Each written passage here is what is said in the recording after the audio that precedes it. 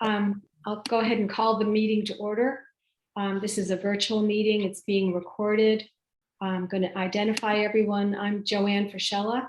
I'll just list people that I see, and then Margaret, if you could help me fill in anyone I've missed.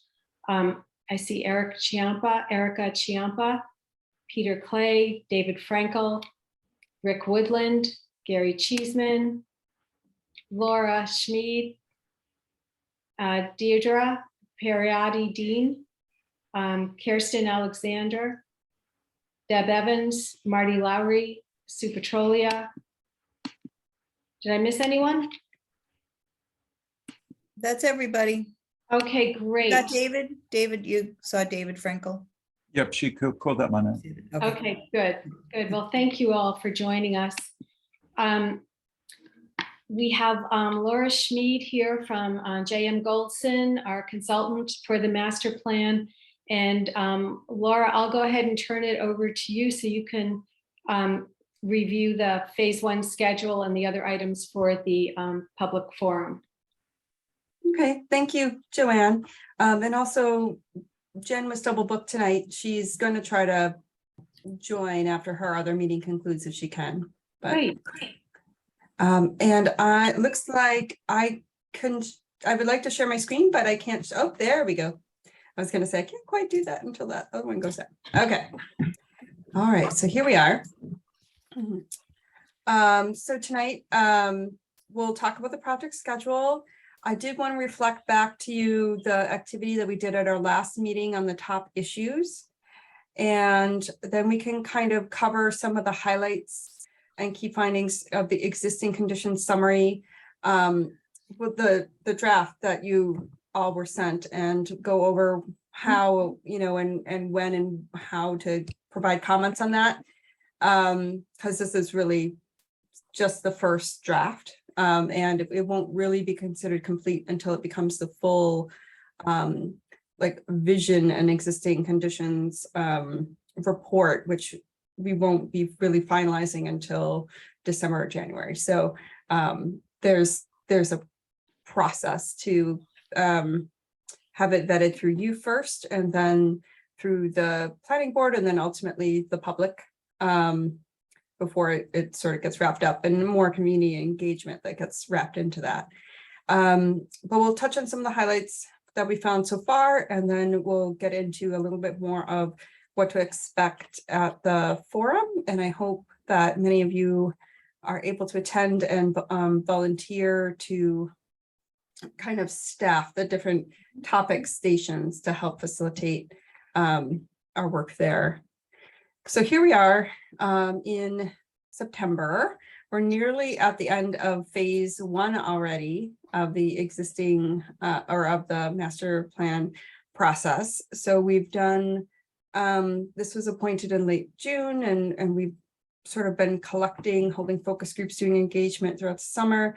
And now we're ready to kind of present some of our existing conditioning findings to the public and have the forum, and ultimately present that to the planning board at their meeting in November.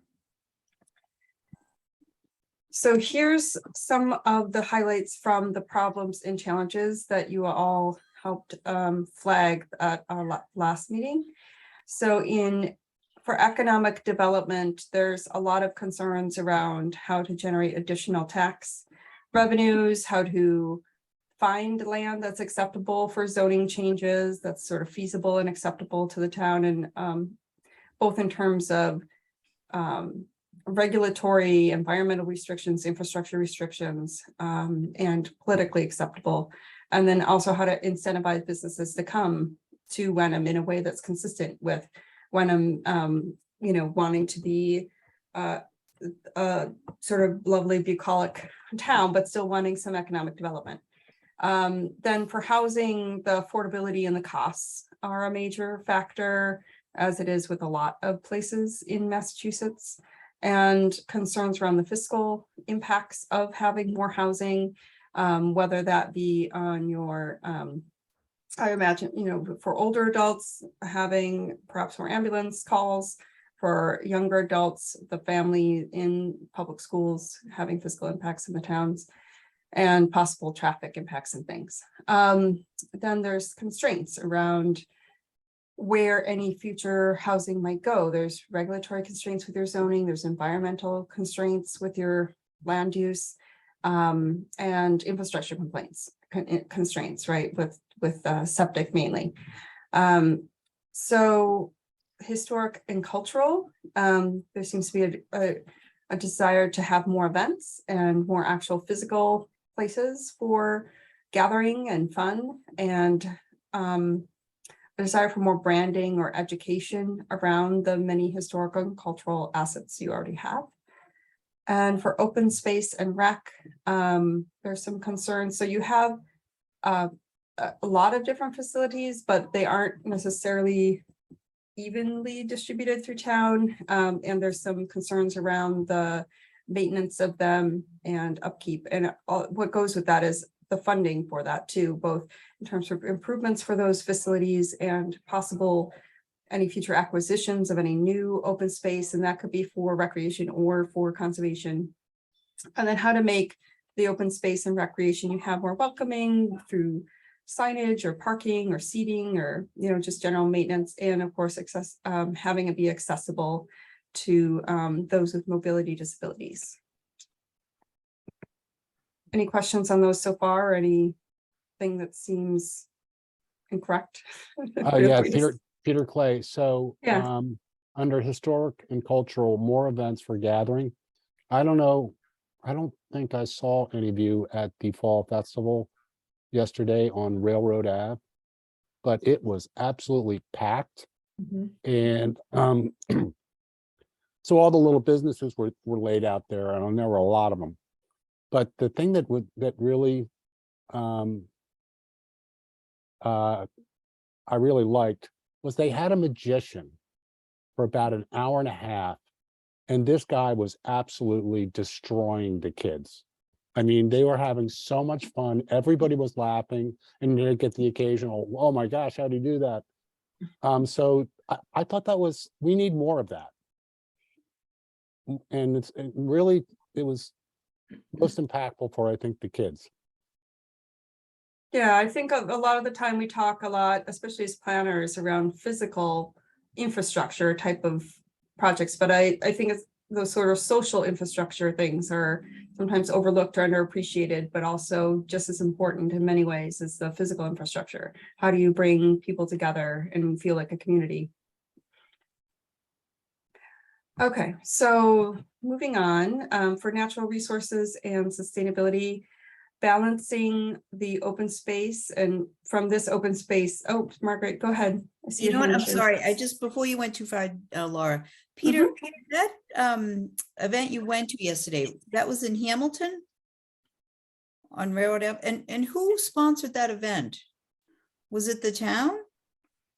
Because I hadn't heard anything about it, I think, until I heard Sue. I think Sue Petrolia said she was going to it or something, but I was there, and Peter was at our Hamilton Climate Action booth, and it was a great event. I was not expecting it.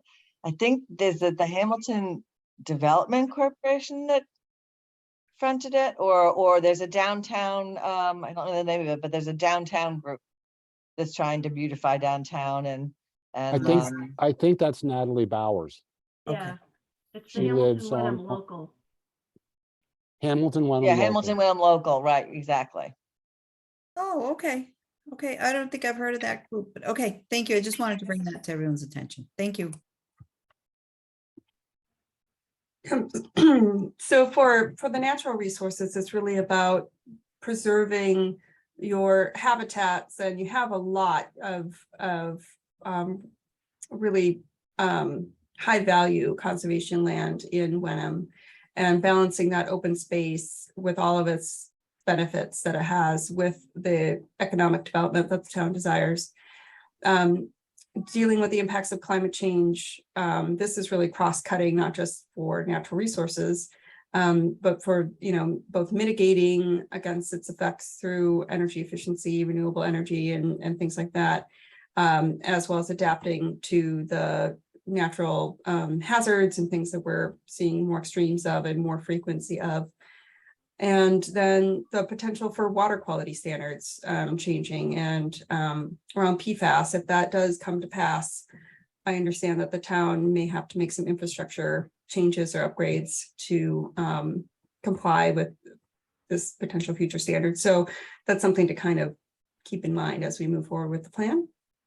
And for transportation, there's a desire for safe walking and biking infrastructure. The town's roads in general are in reasonable shape. The safety of the roads themselves for cars, there doesn't seem to be anything alarmingly difficult, although I know there's one kind of the more crash cluster areas that you have are along kind of the Main Street route on a corridor where you're going to be doing improvements. So I think that's helpful.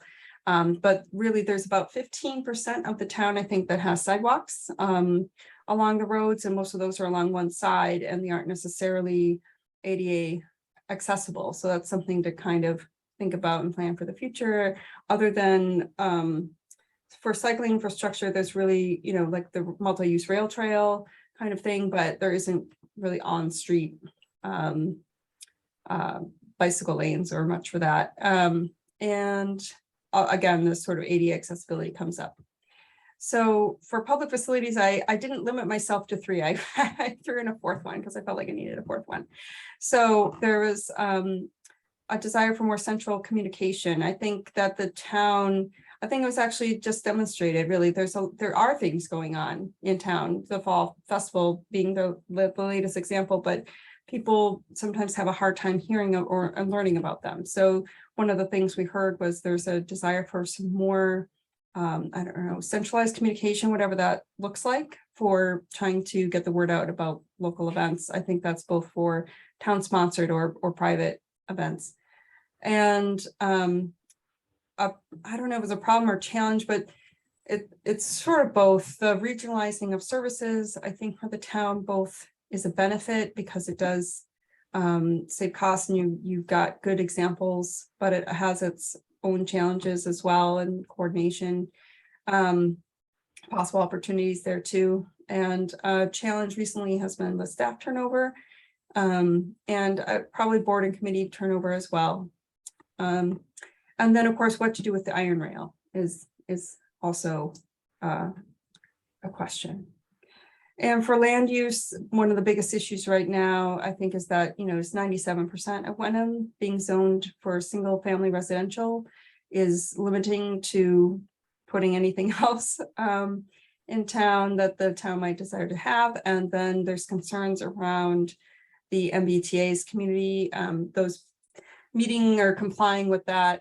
That law is a zoning challenge, and where and how to do it and comply with the guidelines, or at least the policy.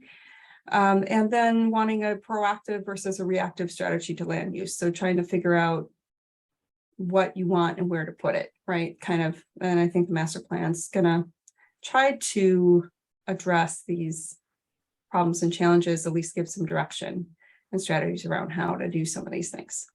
Deb, you see Deb's hand up.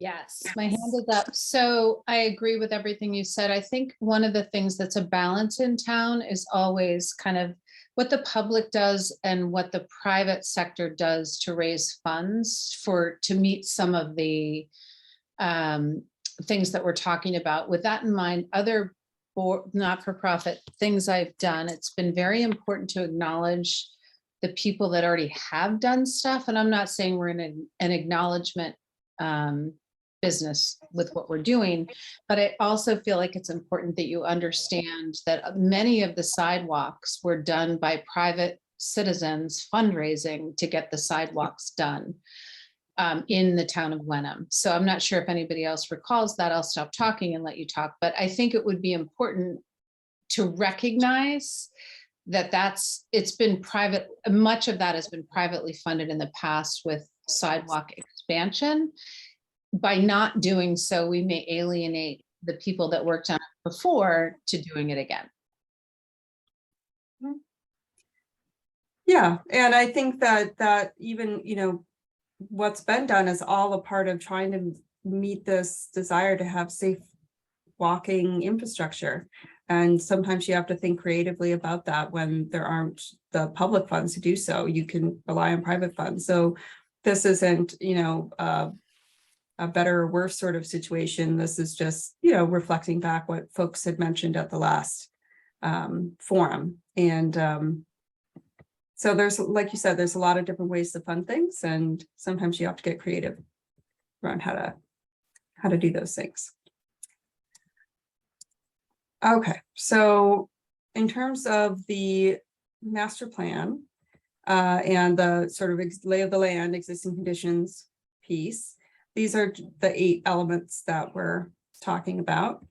Obviously, these are all interconnected, and one of the things that Jan Goldson does is so the firm itself has values that it brings into its work, and those values are in part sustainability and equity. And so those are really cross-cutting topics. And even though we focus a little bit more specifically on sustainability in terms of the environmental sustainability of energy and things like that in one of the chapters, sustainability and equity thread their way throughout all of the chapters of the existing conditions report. And we try to put those plus those thoughts plus the other kind of key takeaways up at the top of the each chapter. So this is a purpose of phase 1, which is also something we're going to talk about at the forum. Trying to get your baseline understanding of your existing conditions, and also thinking through what issues and opportunities those present for the community. Those are exercises that I know you've done specifically at meetings, and we kind of keep asking you about in different ways through our different meetings with you. And what we're going to then ask, we've asked them in the focus groups, and we'll ask the public those sort of questions at the forum. But this is setting us up for the kind of where this is rooted in your community values. We're understanding now the trunk of the tree, really the trends and the issues and the information that's going to build our way up to creating the vision and the goals, which come toward the latter part of phase 2, which we're going to talk about in a minute by the end of the time here tonight. And ultimately then strategies, like how do you actually achieve those visions and Laura, goals? before you go on from this slide, I just had one comment. After strategies, when I looked at this graphic, I thought we should have implementation as another part of this graphic. I think strategies lead into implementation, and implementation is really going to give us the roadmap that we need to implement the plan. So I would add that to this graphic. Yeah, that's some good feedback. I mean, we do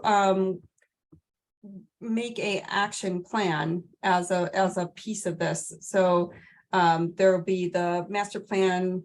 Ultimately, there's going to be several sections. So there's going to be this 1 to 200 page document that's like background info. That'll be your existing conditions plus vision and goals kind of report.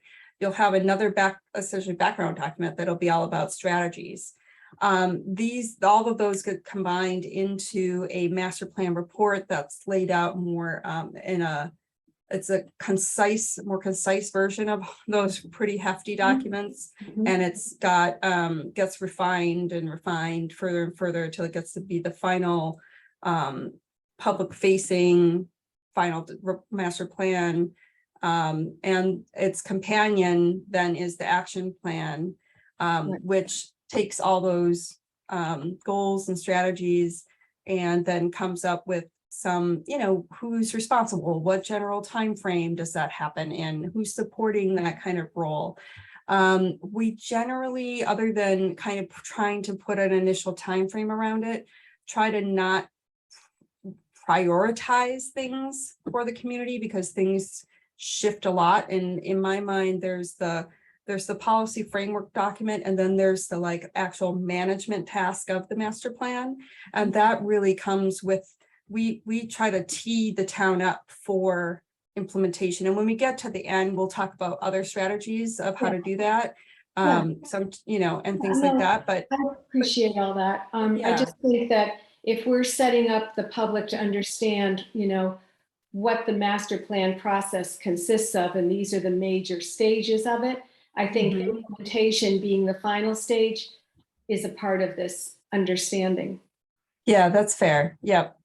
So that's good. I'll make a note of that. Okay, thank you. Laura, I have a question. I don't know how to raise my hand. That and I don't want to derail where you're going, but there's no mention of the schools.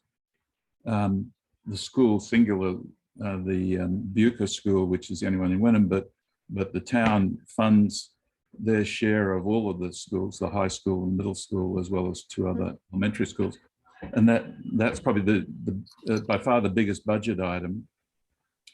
And where there's existing problems with the existing schools, and there's likely to be an even bigger funding issue as they try to ultimately replace one or more of the schools. So where would be the right place to tuck in the schools and their associated major items that need to be addressed before they're replaced? And some, there's the elementary and middle, I'm sorry, the high school and middle school, there's no talk of replacing them, and they have issues. So that's a massive, big, I guess, financial constraint and opportunity. So where should that be in this? Yeah, so that gets rolled into the facility, the municipal services and facilities portion. And also to some extent, the fiscal impact section. And I'm gonna get into more specifics that actually didn't come up explicitly just when we did our activity last time as being one of the top things that people happened to list who were there.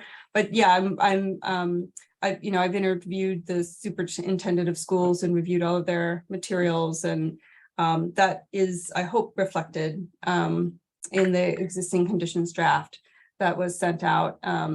And I think that depending also on the public feedback we have, and of course on your feedback and review of this document, that's something we can elevate even more, because I agree, I was seeing how there was, maintenance needs, facility needs, and things for the schools that were, and also I think the schools they're doing their own planning process right now, right? So there's some reports and things that have already come out and will come out that we can roll into the master plan. Thank you. No, I just didn't notice it even mentioned on the civic web. Go ahead, please. Sorry. So I'll just go down in order that I see you. So Kirsten? I did want to add to David's point, are we coordinating with the Hamilton master planning process as well as the school master planning process that's going on? And if so, how?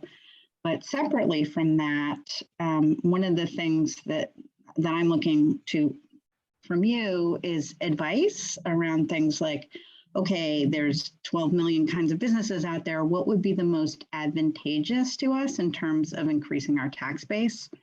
For example, I don't know what those things are, but as I go through other communities, I kind of wonder, like, well, how much are they getting from, X, Y, and Z campus being there, or a restaurant, or versus a hotel, or like, where is the sort of most bang for the buck and most need? And I don't know if that's how much of that is part of this process, but it'd be helpful. Yeah, so let me take those one at a time. So for the schools planning process, yes, that is being incorporated into the master plan, definitely. And I periodically poke the school superintendent here and there and be like, did you get that report yet? Because he told me kind of when he was expecting to get different stages of their planning process done.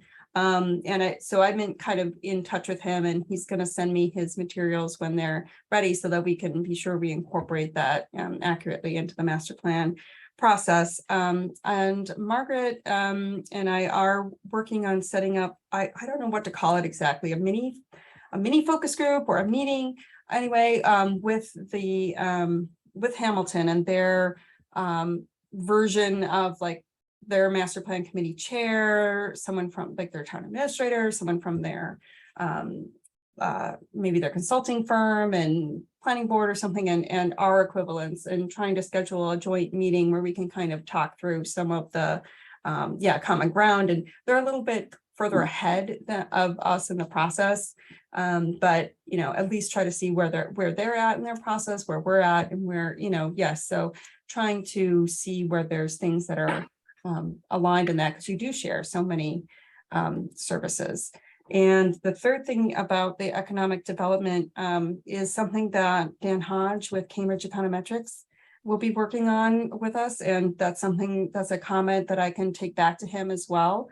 I believe he is going to be going and looking at different actual specific sites even in Wenham, and trying to do a mini like market feasibility, if you will, of various sites, try to kind of kickstart you all into being able to prioritize some sites, or understand what the market can bear and things like that. So yes, that's a good comment. So I'll leave it there. And Rick, I see your hand is up as well. Thank you, Laura. I do want to reiterate and what Joanne mentioned about implementation planning. I'm really concerned that we'll spend all this great time and people's energy on coming up with ideas, and then it's just going to go put in a closet or on a computer drive and be put away. And that might be out of scope of this engagement. And if it is, we need to raise that to the planning board or whatever. But my concern is that given everybody's like other priorities, we might get to the end of this and have a great plan and then it goes nowhere. Knowing the town over the past 30 years, I've seen that kind of fall off the map thing happen. Thank you. Yeah, so we can provide the town, certainly, like you said, we can provide you with the best plan and action plan we can, with vetted or realistic actionable strategies and an action plan and things like that. But ultimately it is, I don't know if we want to compare it to like, there's the wedding and then the marriage. I don't know. Like there's the, we set you up, but at the end of the day, the management and the implementation of the plan belongs with the town. And we have some good resources that we can provide you with, some work with the town on advice of like, what does that accountability structure look like? What do you want to do for Wenham? Because there's more than one way to do it. We want to find the right fit for the town. But yeah, I think talking through capacity to implement the plan, who's going to own the spreadsheet, how to, kind of thing, like setting you guys up for success. It may be this group who gets recharged. It may be a new group that is charged with, integrating that into the town. It may be different kinds of people, because at that point you might need more involvement from town employees to implement things. So I just want to make sure we keep that in the front of our head, Joanne, as we go through this. Thank you. I agree completely. Thank you. I agree. So I'll go Deb and then I'll go Sue. Thank you. Can you go back one slide? Sure. I think it was the next one before that. It was the one that the 8 elements of a master plan. Well, I'm going back to David's comments that I think based on the size and nature of our community, I brought this up, I think, in our first meeting. So I appreciate David's comments about the schools and where they fit into this. Mm-hmm. And again, I am not suggesting we hitch our town's master plan to the school's planning at all. I think that would be a very difficult process to do, but I do feel like thinking ahead about this forum, I'm hoping that we get a lot of people with a lot of really good energy around that are newer to town, maybe that, a blend of newer and older people. And the newer people by definition are going to be having a little bit, everybody cares most about where they are in life. So it seems, and I do feel like, I don't think this does justice. Like, I think you're going to get that question over and over and over again about where the schools fit into this master plan. So I wonder if there's a way to proactively make it a little bit more prominent than buried in public facilities and services. Yeah, so to some extent, this slide is just a reflection of the kind of statutory requirements that go into the creation of a master plan. And school is always that's where they fall as public facilities and services. But when we make the master plan report, we make sure we adhere to all of these, but things will be thematically organized in your master plan report. And if one of the organizing thematics of the master plan report is something very specific to the schools or more tied into the public facilities and services, if that's something that really rises to the top as a core theme for Wenham's community, that will get more highlighted. So I want to get a little further in my presentation also, because I think hopefully some of these questions will be answered as we go. But I know right now the school seems like, where's the schools? But we will talk about the schools, I promise. Okay, thank you. Okay, so Sue, what's your I question? just want to mention, I heard at the Fall Festival, actually, that Hamilton has fired their master plan organizers for the time being, so they may be stalled for a little bit. Okay, yeah, I I had just heard. thought I'd pass that along. Okay, thank you. Yeah, I didn't know if that was rumor or truth. But yeah. Again, I heard it from Rick Mitchell, so he's pretty well informed, but I can't say it's honest to God truth, but just thought I'd pass that along. Okay, well, in some ways that could be good news, right? Not for them necessarily, but for us, where we may have a new opportunity to then kind of, Catch up. coordinate a little more closely with them Yeah, in their process. think- Thank you. I think it's important that we try to, our financial situation, so much of our individual town lives are connected. So I would vote strongly that we try to at least align ourselves where we can. Mhm, Not completely at all, but where we can. absolutely. At least not be going like this, right? At least talk to each other. Okay, so where were we? Right, okay, so what is this not? So for phase one, we're just talking about phase one of like 4 phases. So phase one, and when you're reading the existing conditions report, when you get a chance to kind of get into it, this really, right at this point, it's just not meant to be recommendations for future policy direction. So if there's anything that you read when you're coming into the report that says, oh, J.M. Goldson's trying to tell us to do X, Y, Z, not the case. The recommendations really are going to come out of the next couple of phases and with a lot of discussion with you and the public and town leadership. And we're going to be asking the community really what their vision is for the future of Wenham and how they'd like to attain that ideal future. So there's, I think we try really hard not to tell you what you should or shouldn't do, but really just to try to give you as good and accurate information as we can and try to pull out some key findings that you think would be helpful as we kind of think together for strategies. Okay, so tonight I'm going to go over some of the key existing conditions findings that we've found so far, and we can think through different issues and opportunities there might be based on what the data is telling us. And the next steps in this process is it would be really helpful for us if you could review. I know you've only had it for maybe one weekend at this point, but the draft existing conditions report, if you can review that over the next few weeks, and then let us know if you have any suggestions about that data or how it's interpreted or anything, and have those comments to us by October 11th. So then we can revise the draft ahead of when we would be presenting it to the planning board. That would be great. Laura, I know I have comments already. I've had a chance to read through a good part of the existing conditions report, and also going from the existing conditions report to the slides for the public forum. So there's, I have some thoughts on that too. Yeah. I would, so I'll send you my comments, and others who have comments, if you could CC me, and Margaret, would you like to be copied on that as well, just so we're in the loop on the comments as they are going to Laura? Yes, yeah, please, thank you. Okay, that'd be great. And just, so they sent some preliminary ideas of what the forum slides might look like.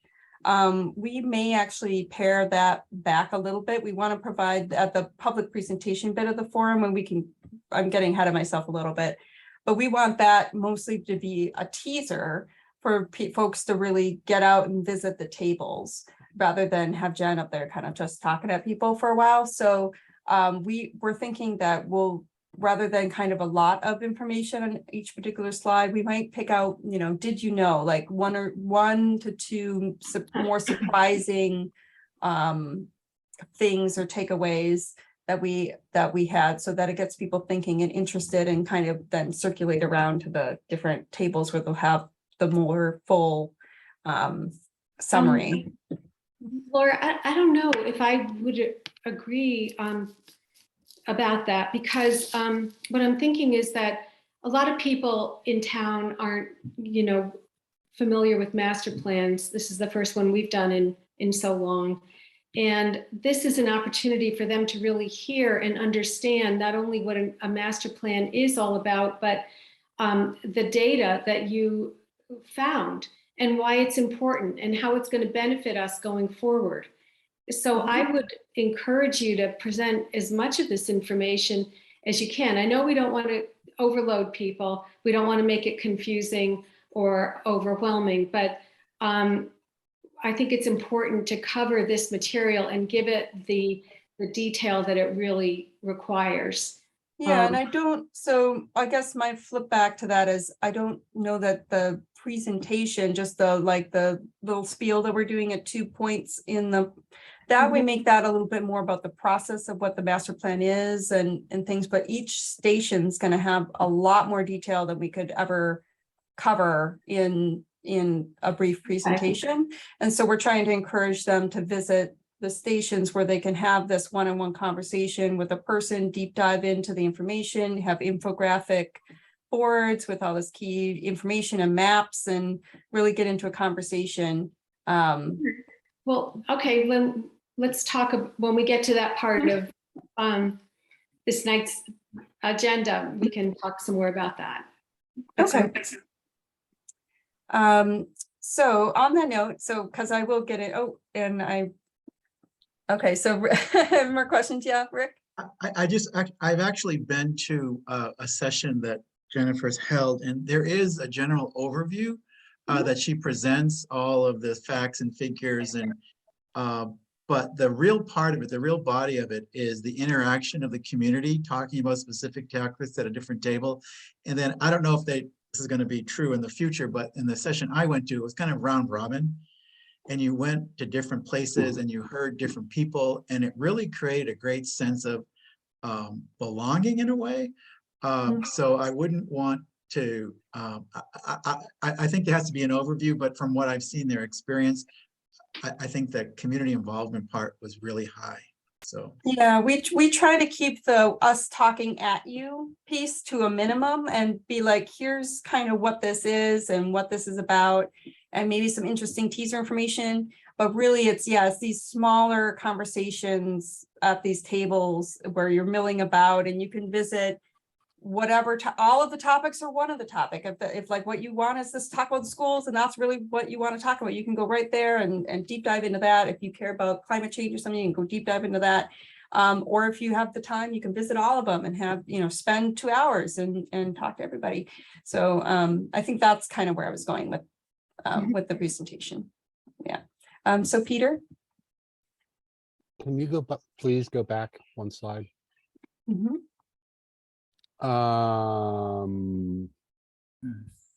Okay, maybe go forward, sorry. It's about the actual event. Is that all information all going to be available on the website? Which information? The deep dive. All the stuff. So what you're saying, you're going to have all these things on tables. Mm-hmm. Is that going to be available on a website somewhere? We certainly can. Yep, there's no reason why we couldn't, put the same, like the PDFs and things that the boards are going to be printed and put it online as well. Yep. And I don't know, Joanne, you know more about these processes than I do, but it would seem that it would be good if they were actually available a couple of days in advance of the actual event. Well, I guess I thought we were going to talk about some of that tonight. We're going Yes. We we're are gonna going to talk about some it of that tonight, Okay. but then, Yep. then that's going to say, determine what we're going to present. Right. So I'm talking about not You tonight, need to but prepare for, I see what you're saying, yeah. Yeah, but we're also talking about how we're preparing for the forum, and that's an idea that we can, yeah, we can talk about. okay. What- Okay. Yep. And I have one quick question. Because I've missed meetings and I apologize, but I slept off the list. What's the time horizon for this plan? Is there a nominated time horizon? Yeah, so let me just skip. All right, oh, did I have did I do where's my overall schedule? All right, I might have to go find that. This is I do have an overall schedule. And together with that, is that as part of your mandate to do a comprehensive financial model of scenarios? There is a fiscal analysis that's being done by Cambridge Econometrics. And it's right now, the draft of that is an appendix of the existing conditions report that was just emailed or linked off to you all recently. I don't have that, but I'm sure I'll get it somehow. Okay, so where was I? Wenham schedule. Not the schedule, the timer. Is this a 10-year plan, a 20-year plan? Oh, that, yes, 10 years horizon. Yes. Sorry, I thought you wanted to see the overall. Would it be helpful to you to also look at the overall schedule for the project? Sure. Oh, okay. Sure, but that, Well, maybe we years. can send that separately, because I think everyone else Okay. is familiar with it. yeah, 10 years is Okay. all the answer I needed. Right? Oh, okay. Sorry. Thank you. Perfect. All right. Oh, what's this in the share? Oh, I see. Okay, never mind. I was just looking at the chat and making sure I didn't miss anything. Okay, sharing. There we go. All right, so when we get in, both for tonight and for your thinking for detailed reading through the existing conditions report, you know, taking note of things that surprise you, things that you question or don't feel quite right to you, anything confirm, you know, yep, like that sounds right. And of course, any other suggestions for other data or resources to draw on are always appreciated. Whoop. There we go. So what's the report drawing on? So we've done a series of focus groups. We've done interviews of almost all of the different department managers and department heads. The October community forum, those results will be incorporated into the final draft version of this. All the local data and reports and studies that you've already done have been incorporated, various pieces of it in various ways in there. The latest census data that we have available and different latest various state data sources that we have available. Excuse me, Laura, can I ask a question about how you plan to incorporate the data and all the information that we gather at this public forum? I guess my concern is just with transparency, so that when we receive information, feedback, comments, however whatever form it comes to us, we're able to document it so that we then have a record moving forward. Yes. Anyone Yep. who joins the process later can kind of catch up. Yes, yeah, so we agree, and you'll notice that in the end of the existing conditions report, every community engagement thing that we've done so far, with the exception of the interviews with the department heads, that wasn't necessarily transcribed. But all of the focus group materials, meetings with you all, and community forum things, everything gets documented and transcribed. And so we try to actually tally every single point. We call them points of participation because some people participate more than once in more than one thing.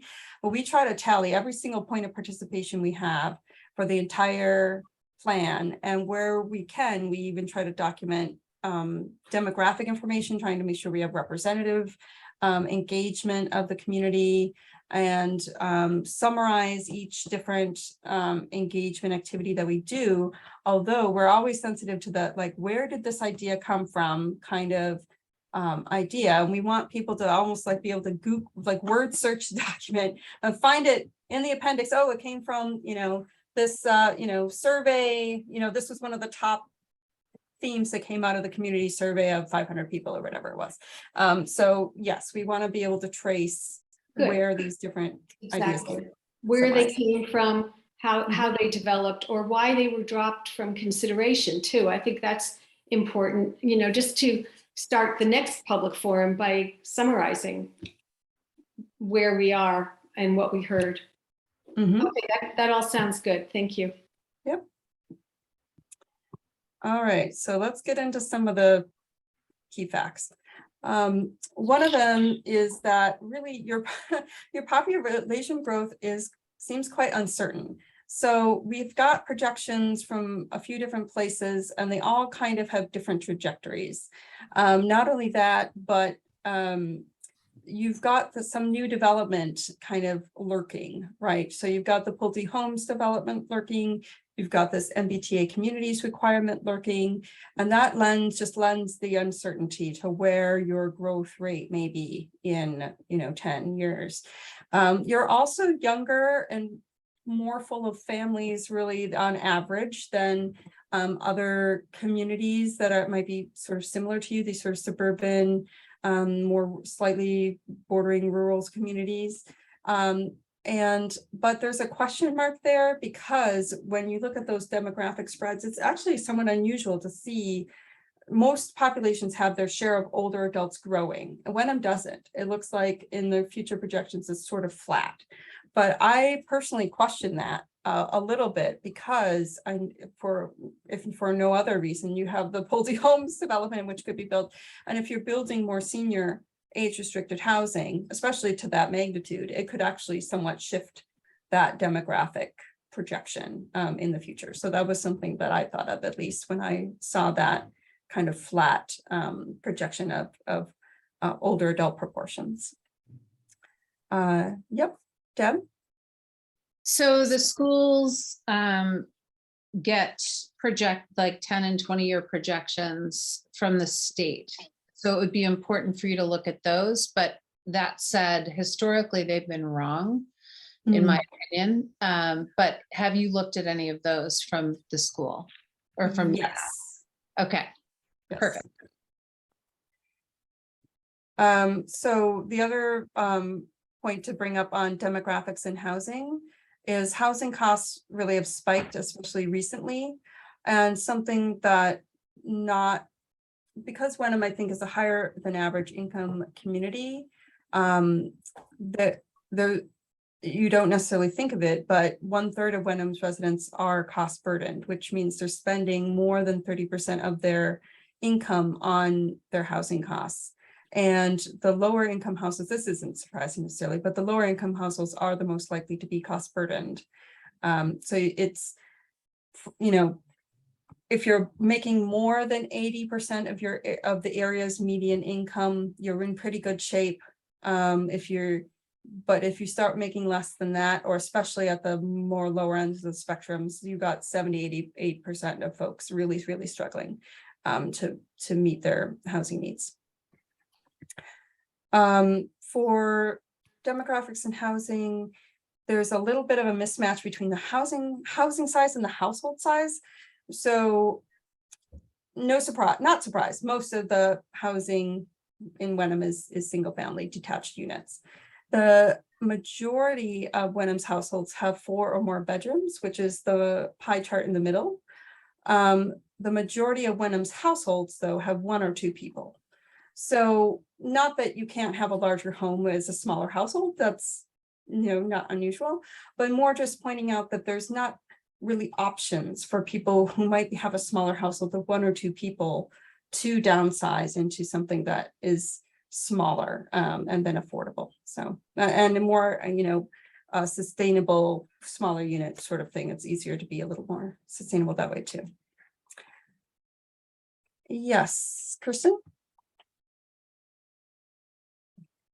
How much of this it would be Gordon College households? So Gordon College does, I believe, factor in, well, yeah, so that's gonna, I'm trying to decide how, it depends a lot on where the data comes, Gordon College does factor into the analysis. So when we look at, say, a lot of Wenham's diversity comes from and some of the younger demographic is a product of the fact that there's a college. And that's an interesting thought of how much of this, how many of the households of the one or two people are a Right. product of there being Gordon College. And that, I'm not sure. So I think I'm going to have to make a note of that and see. That's something also that I wanted to drill down on Gordon College a little bit more too. I'm going to be setting up a meeting with one of their higher up strategic, whatever I forget the name of them. I tried to get a meeting with the president, but they put me to someone else, but one of their, long-term planner type folks. So to have a conversation and try to get some more information and details and to parse out, where Gordon College fits in all of this, because they're a major landowner, they're a major employer, and they do impact your demographics, and just trying to really understand that relationship between the college and the town more. So Yeah, in the draft report too, it said that there were only 37% of households with children under 18, which again seemed really low to me, but I wondered how much of that is Gordon College. So it might be useful to just extract the Gordon folks. yeah, and- so this and is just run census through data. analyses. Yeah, so it's census data, so we can't really necessarily extract that out, but we might find a workaround where we can know the census data of a particular year and know the Gordon College population of a particular year and try to make some assumptions. Well, we have our town census as well. That's true. That's a good point. I know that the town will frequently pull lists that exclude Gordon residences. Yeah. Okay, yeah, that's really good feedback. Yeah, I'll have to look into the town census data too. That's helpful. Thank you. Okay, thanks. Yeah. I'm seeing some more things in the chat. Just want to. Oh, okay, good. Just make sure I'm not missing anything. Okay, so economic development. Almost all of the property taxes come from residential properties. The largest employers in town are by far educational institutions. In fact, it's something like of the employees of the town, 75% of them are employed in education in one way or the other. And that includes Gordon College and includes your private schools and the regional school system. And all of those large employers are then also tax exempt because they're educational institutions. Your taxes, your local property taxes are higher relative to surrounding areas. There are more people who commute out of Wenham for work than commute into town. That's not surprising. That's just sort of the nature of your land use and things. Developing commercial properties could allow Wenham to tap into an underutilized tax revenue stream, which is something we've heard from a lot of people. And, prioritizing properties with good transit or transportation access for redevelopment is always, sort of good planning practice. Any questions so far on that? Just some key facts. Okay, so for transportation, you've got good local and regional connectivity. The commuter line that you have is usually one of the busiest. This is sort of pre-pandemic. Ridership, like everywhere, dropped probably 90% during the pandemic, and now it's back up to maybe half of what it was. And I think there's some work that was recently done on the line as well that kind of had bus shuttle service and weird things. So probably ridership was kind of down for a while, but nonetheless, it's a serious asset that you have and could be, taken advantage of. Your roads are reasonably safe. There's no extremely high crash clusters. The Route 1A is that's the one with the higher traffic accident anywhere uptown. And that's also the one that's in the design stage of safety improvements. And parking is generally adequate, but there is a concern about the parking in the town center commercial area that we've heard. So that's something we can kind of look into. And then the sidewalk conditions and availability do vary. and many sidewalks don't meet ADA standards. And of course, there's history and reasons for that. And I would be the first to say that having some sort of sidewalk is better than no sort of sidewalk. But it's our job also kind of to point out, best practices and try to help the town figure out ways to make their streets as safe as they can for everybody. All right, so historical and cultural resources, of which you have many. This slide just highlights mainly kind of that you also have CPA, which is a great, so the Community Preservation Act is a great revenue stream and pretty important for preserving your historical and cultural resources. And you've done a lot of work and projects around those lately. And you were an early adopter of the CPA, so you have a good track record of that. Natural resources and sustainability. This is sort of interesting. So almost half of Wenham is water bodies or wetlands. So you take all of your town land and then like half of that is underwater or can't be developed because it's wetlands. And then you have another 33% that's this core habitat or critical natural landscape.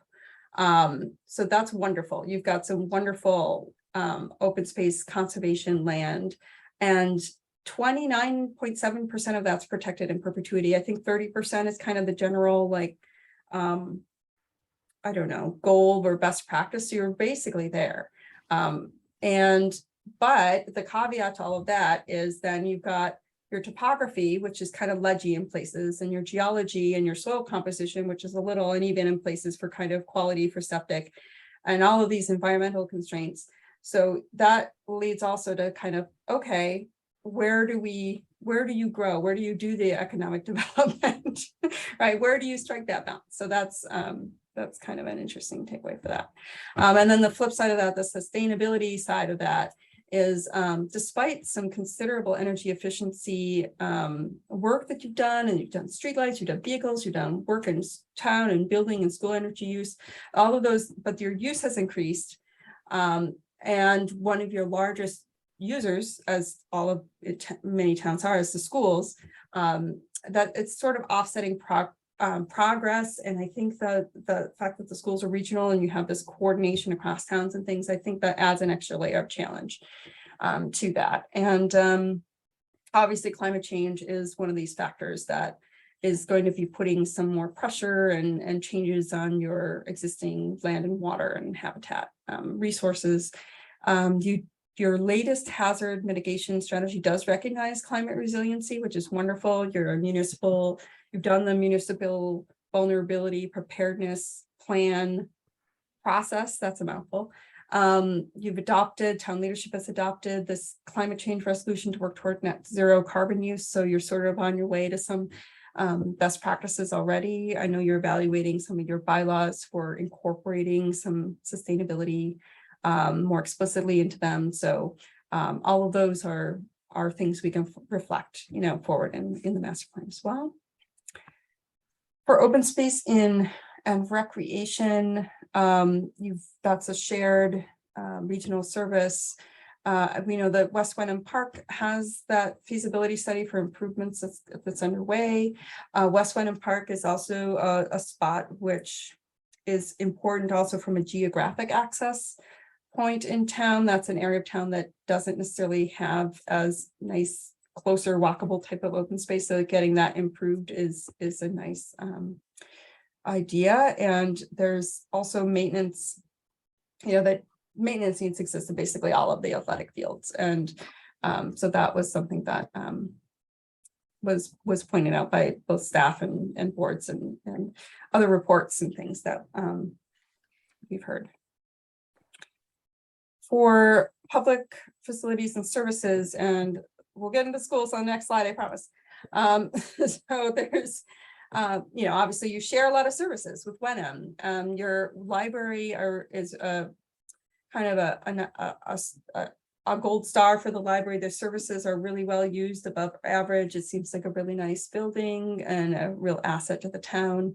The iron rail buildings are, they have significant interior and exterior renovation needs. So that has come up a lot as something the town is kind of grappling with. Do we love it or list it, I think is the phrase. And it's also historical, right? It sort of belongs in two places. It's a historical resource, but it's a public facility, but it needs a lot of work. What do we do with it? Money to fund all these public facilities, including the schools, and staff turnovers, that's a big concern. And the police and fire stations are undersized for their departmental needs. So I think there's a desire to get more full-time rather than part-time staff. The size of the fire facility, they have to special order all their fire trucks because it's a historic building, so it's really undersized for what modern fire trucks are. So there's some struggles there. And of course, we already heard about the desire for better town communication tools.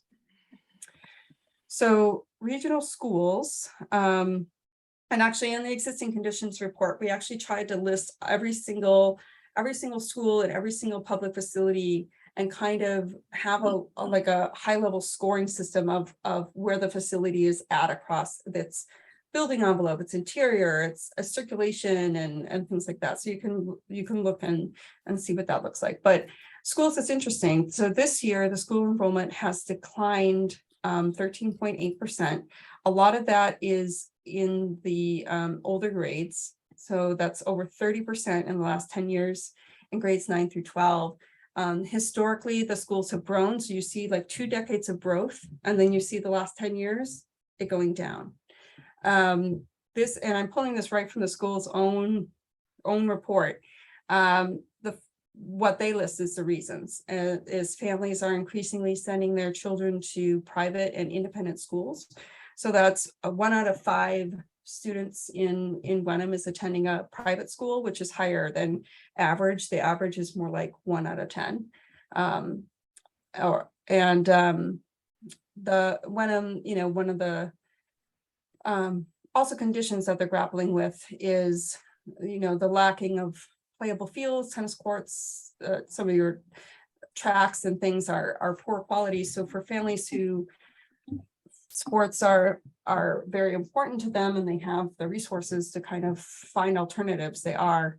And compared to surrounding schools, when the learning environments are outdated and in needs of renovation. Yeah. That is true. Was this that? I was just saying that's very true. There's a lot of renovation and interim measures to make them healthy and livable. Deb, I see your hand is raised. Yes.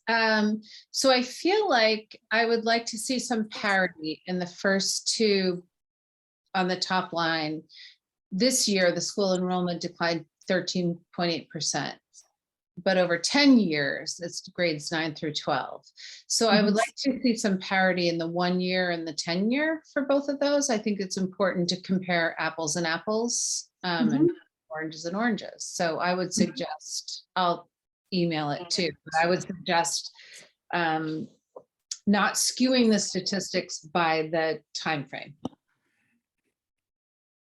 Okay, so this is really meant to be the key findings that we pulled out of the school's reports, but I understand how it's presented here kind of side by side, and this is mostly trying to get you talking and thinking about where the schools are at. But yeah, I appreciate that. It's not meant to be misleading, and No, and that's not it's presented a little more clear in the full report. Yeah.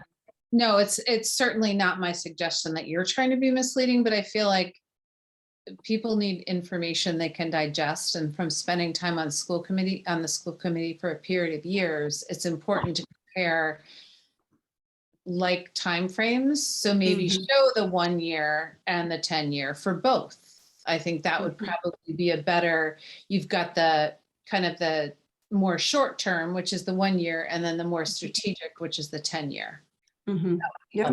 And then one other thing that would characterize what is the budget crunch is to summarize the growth rate of the town's income versus the growth rate of the school budget, because those are out of kilter and create a problem for spending on everything else. Yeah, David, it'd be really interesting also to to get your feedback on the fiscal analysis that Dan Hodge and his team put together. So that's in the second appendix of the existing conditions report. Oh, yeah, I just downloaded that. Now I've got the link and I will give you feedback on that. Can I add one thing before we go on to Kirsten, who I see has her hand raised? I think it would be important to show regional school capacity, especially as the district is doing its own kind of building development, whatever we need to do.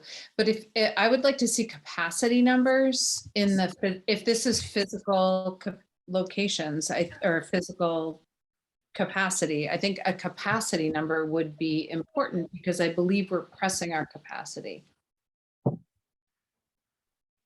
Yeah, I think that's something that I'm going to rely on the schools. You know, they have their own consultant team working on that plan. So I'm positive that's something they're looking at because they're assessing all the facilities, and I'm sure they're doing a space and capacity analysis as well. And often that comes up with, especially in the older buildings, having those classrooms being smaller or whatnot than we would normally plan for for the 21st century learning. So I'm not going to pretend to be a school and planner that's a really specialized field, but we're happy to incorporate that and highlight that as part of the work that they're doing. Kristen? Yeah, I wanted to go into the school stats a little bit more too, because I think it's important to look at how many kids are being placed out of district in private schools by us, because we don't have the capacity to give them an adequate education. So we're paying for it. So has that number increased? And then also, where students can go to Masco, they could go to Beverly schools, we're part of a regional thing. So has that number shifted as well? So for instance, someone who's a track star may say, I'm going to go to that school that has a brand new track and field, an amazing program, because we just don't have that. And I can't wait. So, yeah. So something also to keep in mind too is that, so because this is the comprehensive master plan, the schools, although a critical and important part of Wenham and a major piece of your budget and everything else, and a major employer too, this is a 10-year long range, really broad plan. And I don't know that, we'll be able to highlight whatever details are that the community feels are most important, but some of that granularity of detail is going to be better reflected in the school's own planning work that they're doing right now. So yeah, that's not something that we're necessarily going to be able to provide as Jam Goldson, but something that I think they're working on, and our conversations with the schools are going to continue. Yeah, and one other thing is I think we've also reduced the number of seats available to students from other towns on purpose. So at least in some of the discussions that I've seen around town, so that some of the reduction in size was deliberate. So I would want that to be reflected as well, if that's the case. Yeah, that is interesting. And obviously this, doesn't tell us much of the whys other than kind of the high level stuff that I just, pulled out of their own information. So I think that's something that the schools, I'm sure, are also interested in, like drilling into, okay, what, after 2 decades of increase and now we're declining, why, right? And there's probably several reasons why. And what does that ultimately mean for capacity? Probably depends a lot on an individual school and the actual facility and size and standards of space, and even the curriculum that it's trying to serve. A traditional elementary classroom is not the same as a high school science lab. So different space needs. So I know it gets complicated really quick.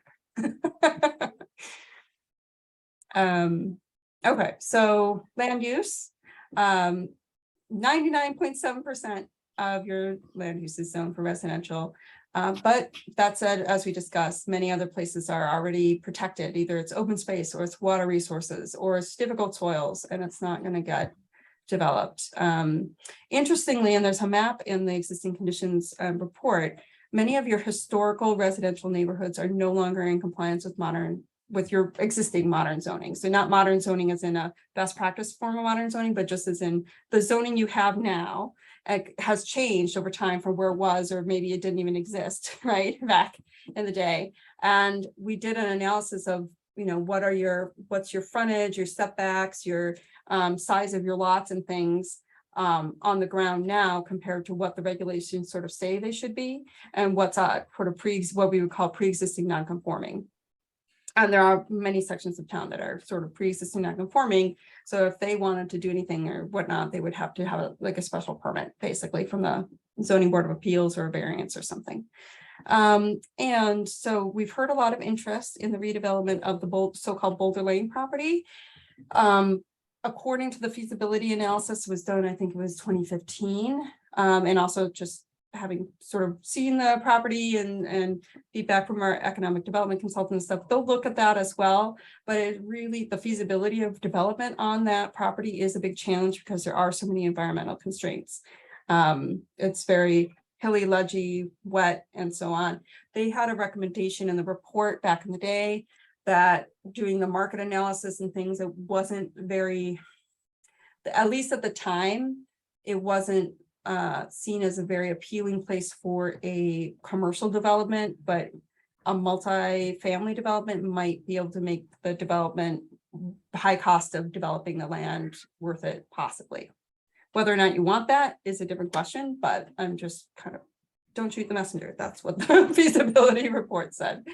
Obviously, we're going to talk, you're going to talk about this a little later tonight, but the Pulte Homes proposing a 300+ unit age restricted residential development in Gordon College land is a major impact to your land use, potentially, as is potentially the zoning changes that are required for all MBTA communities near their commuter rail stations.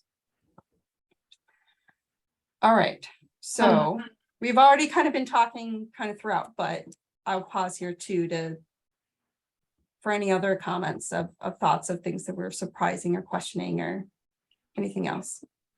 Well, Laura, one thought I had, and I have some specific notes, as I mentioned, that I'll send to you, but I think it would really help to have a lot more images, photos of real Wenham places on each of these slides.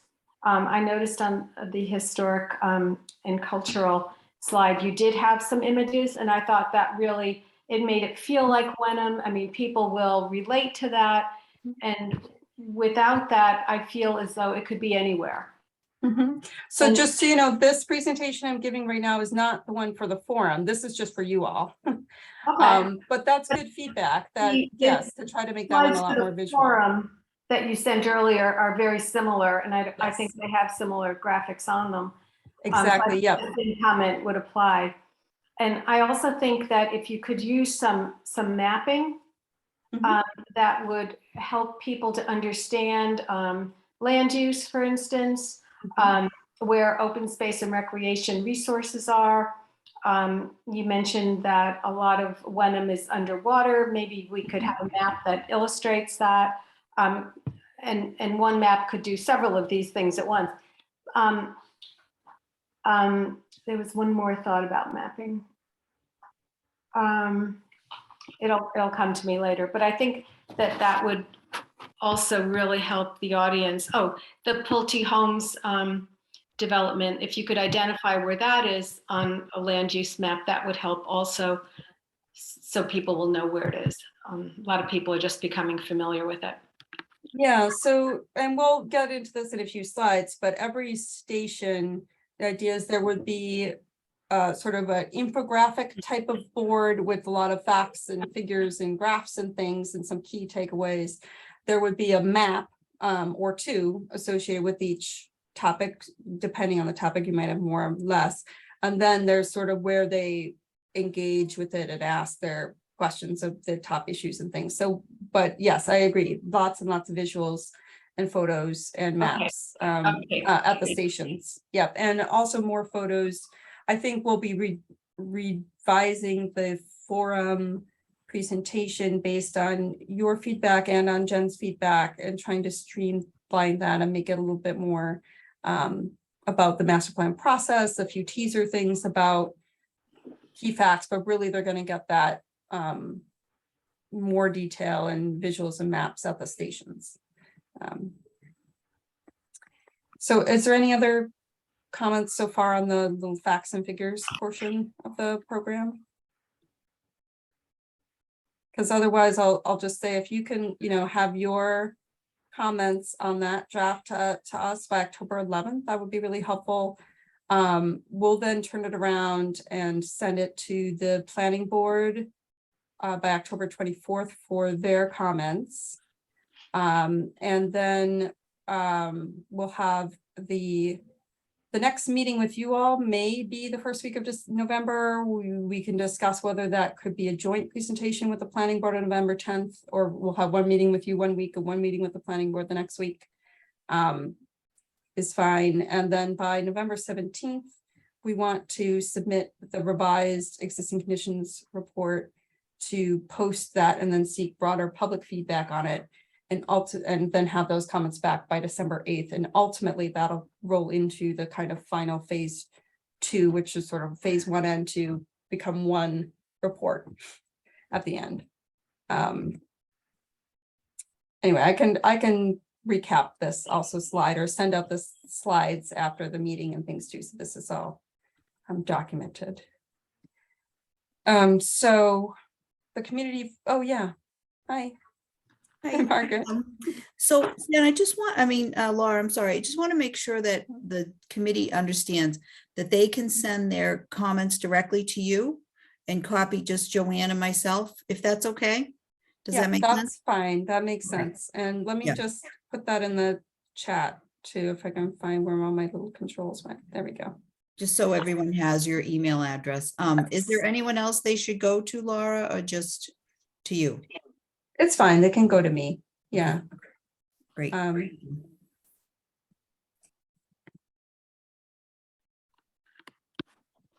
if you ever lose my contact information, I think it's on your master plan website too. So the community forum will be at the Wenham Museum October 6th from 6 to 8.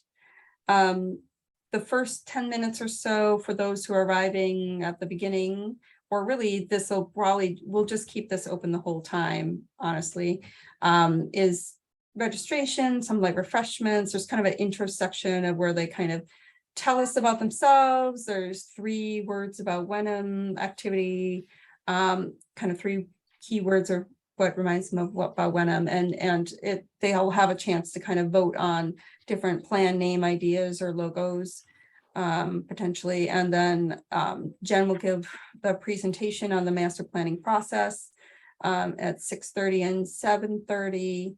And then kind of throughout, there's this interactive open house setup with the stations, different stations that you see listed there. And also simultaneously, as I understand, the Wenham Museum exhibits will be open, and they'll have a new exhibit there. They're celebrating their 100th anniversary. I'm a little fuzzy, Margaret, did you hear whether or not they're asking for donations to that, or if it's going to be free? Well, I think they'll have something set up, with donations, a basket or whatever, if people do want to make donations, but it'll pretty much be free and open. She did say she could do that. Okay, that's great. Yeah. They are asking for donations of like $20. Yeah, Yeah. but So I don't think they're required to get into the forum. Yeah, no, yeah, that's kind of a separate, so this is just a joint really opportunity. Like if you are visiting this, you might also want to visit that. And they're generous in hosting us, but we also didn't want to have any barriers. We wanted it to be very clear that the forum itself is free, like please come. But it will be open if you want to see the exhibits. And I think you probably don't have to pay if you can't, but there's a suggested donation, I think is probably how they'll set it up. Yeah, exactly. I think it's good advertisement for the museum too. People can get in there and see what it's all about, and then come back, maybe schedule another time to visit when they will pay. Laura, could you tell us a little bit more about the interactive open house stations? I know Yeah. you mentioned the infographics and for each topic, but what else do you, how do you think that's going to work, and how can we assist with that? Sure. So this is a sample of what you might see when you come into the space. These are some smaller boards. So we'd have a board which says, what do you love about Wenham? 3 words to describe what you love about Wenham. You can kind of brainstorm that. You could say, what should we call the master plan? And I'm told this is really just totally open if we don't have to use these or do these at all. But if there are ideas of what people want to name the master plan, they can write their own or put a sticker next to one of these. And then what should be the master plan logo, I believe those wound up being our top 2 logo options. So we've got the Wenham master plan, the typographical one that says Wenham's Futures Now, and then there's one with the town hall, and they can kind of vote if they want which logo. So those are some of the icebreaker intro type activities. Plus, this is a sample. This one's from Braintree. We would make one for Wenham, but you would place a dot sticker near like where you live. So we get an idea of, are we getting a kind of a representation of where geographically people are in town, and then dot stickers sort of what the relationship is to Wenham and how old you are, and do you rent or own your home, and do you have any children under 18 in Braintree? And that helps us get a little bit of a feel of demographics of those attending.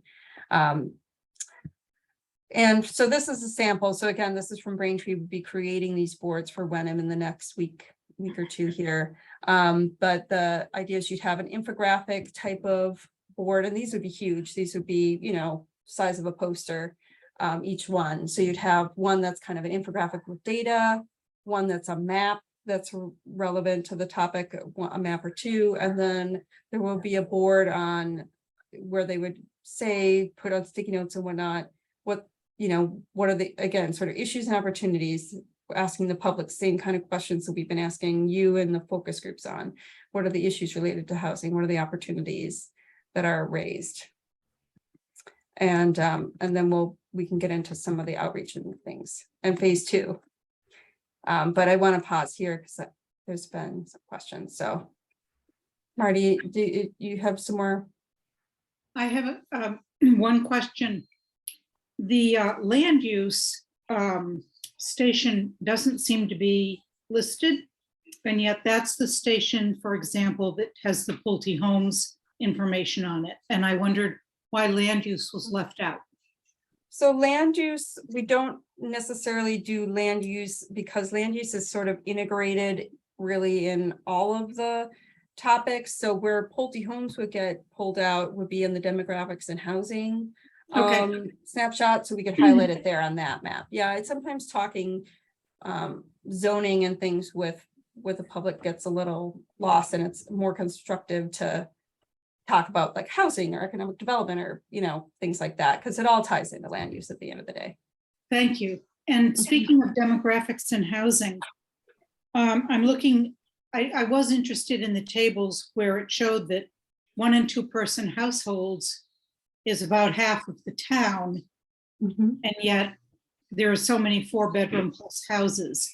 And I wondered if you had an opportunity to break that down by age, whether you would see that there are a number of seniors, a large number perhaps, who are continuing to live in their large homes because there is no smaller home or condo under $1 million places to live in Wenham. Yeah, that wouldn't surprise me at all. I think there probably is data to try to get I'd have to see if we can get to that granularity of age meets bedroom. I don't know if the census gets that detail, but I can look into it.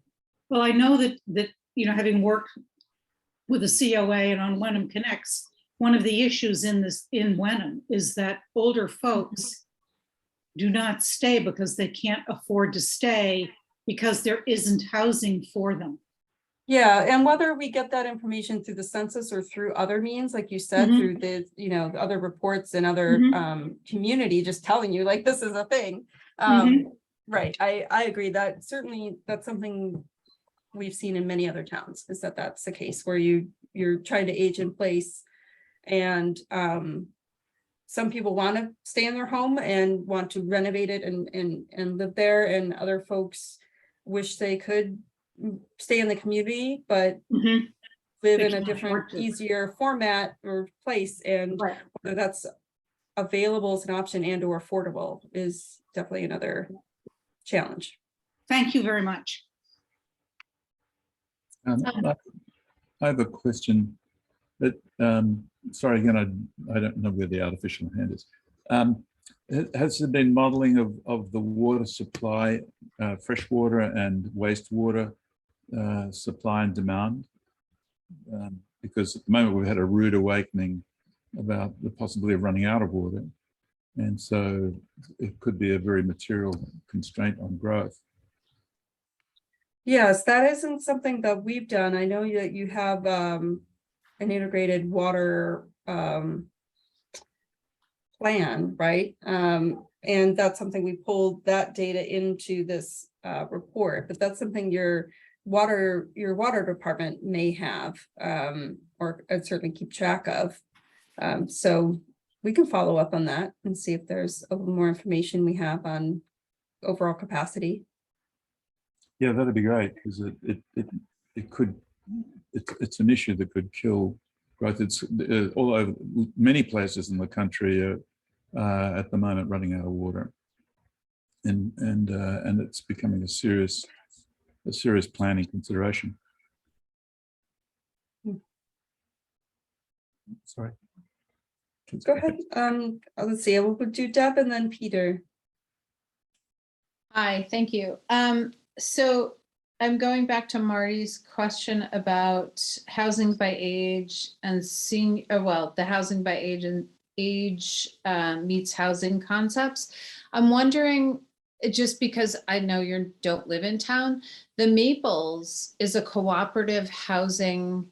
It's registered as a co-op. So I'm wondering, I want to be sure that that's factoring into our housing data. And I don't know the question about that, but being a cooperative, they have one tax bill for the entire property. And it is actually quite affordable housing here within Wenham. So I'm wondering how that factored in. Can you just follow up on that? Not an answer now, but just at some point.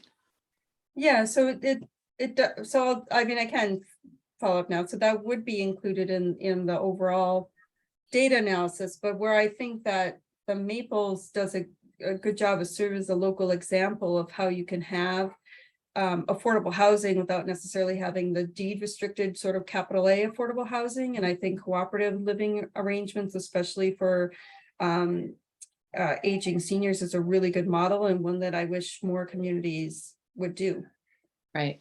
So that is, I just want to, again, in terms of clean statistics, I just want to be sure that those number of units at the Maples is handled in a clean fashion relative to either 55 plus, which it is, or you can't include 55 plus in affordable, so never mind. Yeah, no, that's just the aggregate, right? That's just the census aggregate data of housing, or American Community Survey, or whatever the most recent. Right. Yeah, yes. Thank you. Yep. What's on your mind, Peter? Oh, you're muted. Back to water. Bruce Tarr, our state senator, is leading something called the North Shore Water Resilience Task Force. And if you just Google it, you can go right there. And they've done a lot of research on water usage on the North Shore. Great, thank you, Peter. And different options. Great, thank you. Right, wonderful, thank you. Look into that. So then, Right. Laura, at the event, when we have these stations, would you like us to sign up now so that we know which station we're going to be working with? And Yeah, then I'm familiar with the material, or how do you see that working? I'm really open. If you want to do that tonight, that's fine. I know, it will be Jen and Alana and I will all be attending the forum, although Jen may do a cameo appearance and not necessarily there the whole time. So I think we should plan on 2 of our staff being there the whole time to man a particular station, and which leaves 5 more stations of the open house stations to fill, plus having someone to help kind of be in the other more introductory space, the kind of registration space. They can kind of float around, that area and just assist people or help direct them what they're supposed to do. So we're talking probably 6. Okay. But if there are, individuals who you all often represent other boards and committees. So if there's a particular topic that you're especially knowledgeable about and would volunteer to host or that station, I think that would be wonderful. Okay. Is anyone interested in any particular topic? And who's planning to attend? 6. I see Deirdre is planning to attend. Anyone else? Gary will be there. Okay, great. Marty will be there. Kirsten will I be will there. not be there. My daughter's getting married that week. Uh-huh. Okay. Congratulations. Gary, Marty, Deirdre. Peter Clay will be there. Okay, great. Joanne, if I could just ask for a minute, I really feel this needs to be a more organized effort. I know I'll be there and I can help, but I really feel like this needs to be more organized, Laura, so that we know who's manning which station and what information they need to have with them that night, and who's going to be there to let people in. We need to go over the food. We need to go over all that stuff. And I'm just wondering at what point that will happen. Yeah, so that's something that I mean, other than getting who's coming tonight and which station they're manning, those details of like the food and such, I think we can work out off. You and Margaret and Joanne and Deirdre and I can figure out. Usually J.M. Goldson provides some light refreshments and waters and things. We show up well early in advance to help set everything up. In terms of the materials that will be presented, you all will have seen all of that because you'll have seen the open, it's everything's in the existing conditions report, plus your own personal knowledge of the town.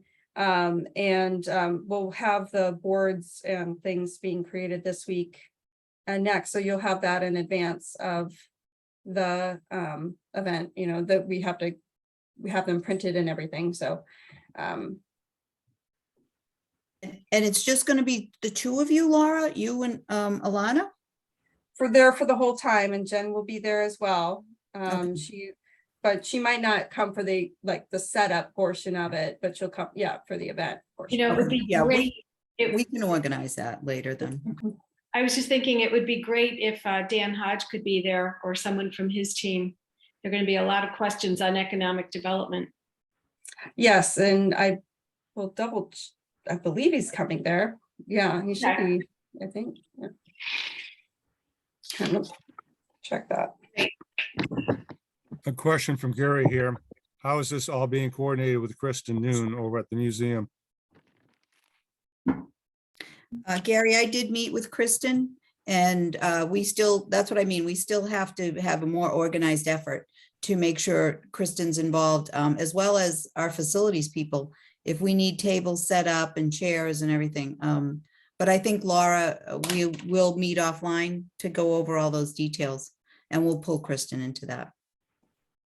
Yeah, we still have a little time to figure that stuff out. With any luck, you'll have a parking issue. Well, it looks like we'll have enough people to man the stations. I've got Margaret, myself, Gary, Marty, Deirdre, and Peter, as well as Jen, Alana, Laura, and Dan Hodge, hopefully. And Kirsten. And Kirsten, great. I didn't hear you the first time. Thank you. I will be there too. It's Deb. Okay, wonderful. And I'm Deb. gonna try, I have to, it's super trolly. I'm gonna try, I have to change a flight.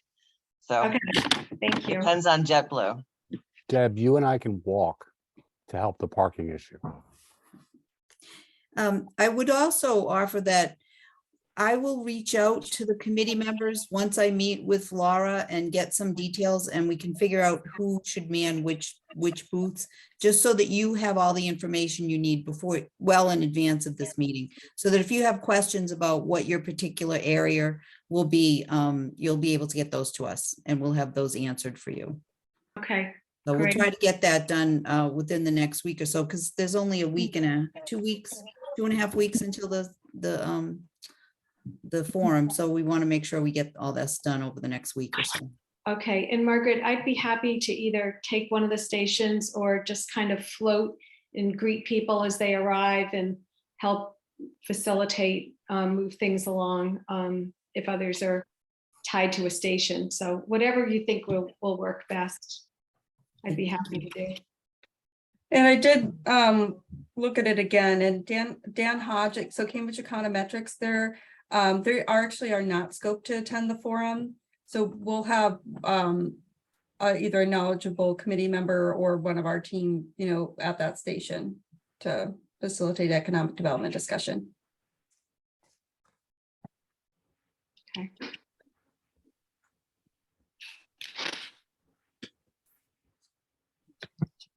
All right. So on that, Okay. I did want to talk a bit about the outreach. And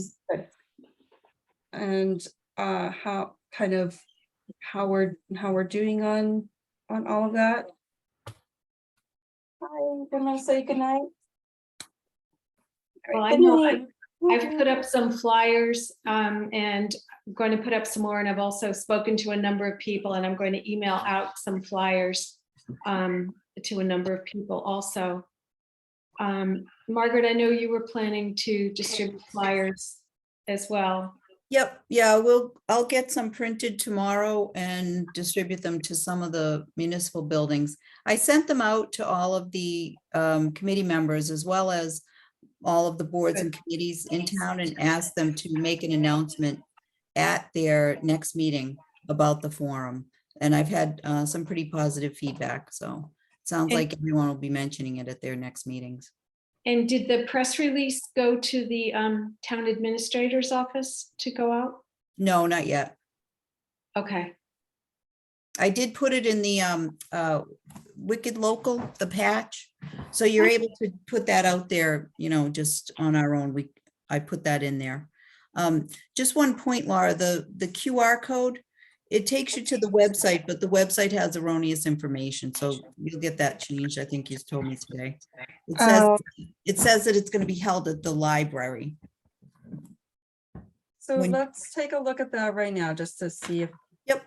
Yeah, if you go to the all QR, looking. Yeah, scroll let on me the just- QR code and where it brings you to. So hang on. Mhm. Okay, so this is the website. I guess, where is the QR code that? If you go all the way back up, Laura, to the top. And in the introduction, in this section, the white lettering, keep going down.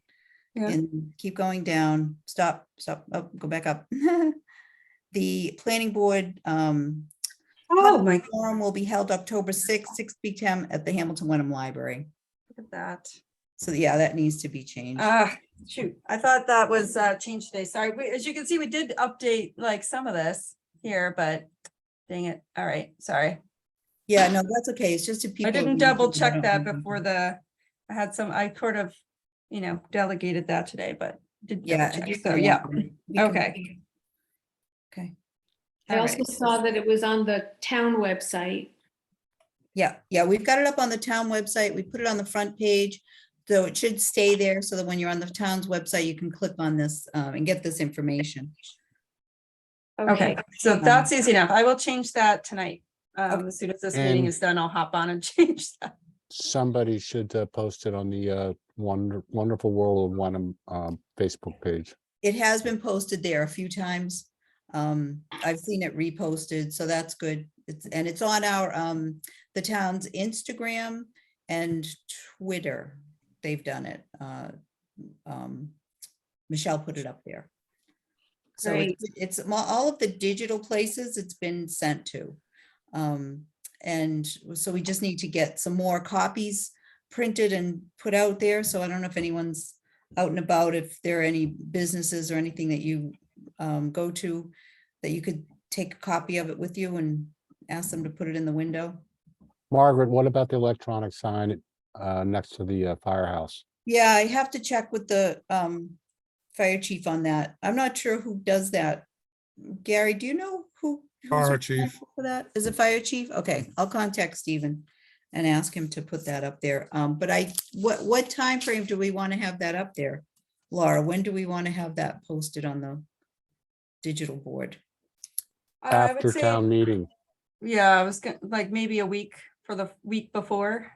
Well, town meeting's on the or 1st, so I think you're gonna have it Sunday, Gotcha. Monday, Tuesday before the forum. Okay. Okay, Yeah. we'll do that. And we are having, the moderator said he would make a brief announcement at town meeting. And we are able to put the flyers on everyone's seat at town meeting.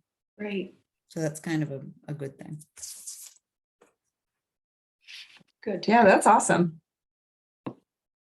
All right, that's a lot of outreach work, so that's great. Yeah, so we'll just keep that going, and especially like the electronic stuff, kind of periodically, maybe once a week or something, kind of doing a little refresh on the various sites, so it stays fresh in people's feeds. Or, okay. So also just wanted to kind of put that out there. We're going to be launching phase 2 somewhat soon. So this is still a little like October, November timeframe. Phase 2 is kind of outreach, more outreach heavy. We're going to be launching different kinds of engagement tools like meeting in a box, an online survey, incorporating feedback into different pop-up events, things you might be already scheduling or having throughout town in the late fall, and also having a interactive map that people can engage with on the website. So that we're going to be developing that throughout October to launch in early November. And in mid-December, early to mid-December, we'll be meeting to kind of check in on all of that progress and fall engagement, presenting on any public comments that we've heard on the existing conditions report, and aggregating together all of the public engagement that we've had, and reviewing that with you all, and developing a draft vision and goals this would be early winter. And then presenting all of that to the planning board in late January, doing another round of revisions on that, and then ultimately preparing a full vision and goals report that would be presented in late winter. And we would then also, toward the end of that, be developing some draft strategies that we would put together in an online platform that anybody in the public can kind of read background information on each strategy, read through the strategy, and kind of vote on different, how high or low a priority and things it is. So, well, that's just kind of putting it out there for the future discussion, so you kind of know some of the things that are kind of coming down the pike. So this website that we have, we'll build upon it. We'll have more interactive tools, and we'll sort of do some teasing of this at the public forum as well, so that people know that there's going to be more and different ways to engage with the process moving forward. One of the things we do is we put together a so-called meeting in a box. So it's like a little packet, a PDF you can print out. You can host your own sort of engagement meeting in your living room, or do it for a event that you're already attending, and reach out and get feedback with other neighbors and friends in town. Online community survey, both online and in paper. We usually have really good community responses with the community survey, and taking advantage of any other kind of pop-up events. And then, of course, I mentioned the interactive mapping. So that will be, stay tuned. Okay, on that. Laura, what usually goes into the meeting in a box? You mentioned it's a printable PDF, but is it a series of exercises or questions that you would ask to start a conversation? Yeah, let me see if I can pull up an example for you, because sometimes that is easier. Bear with me.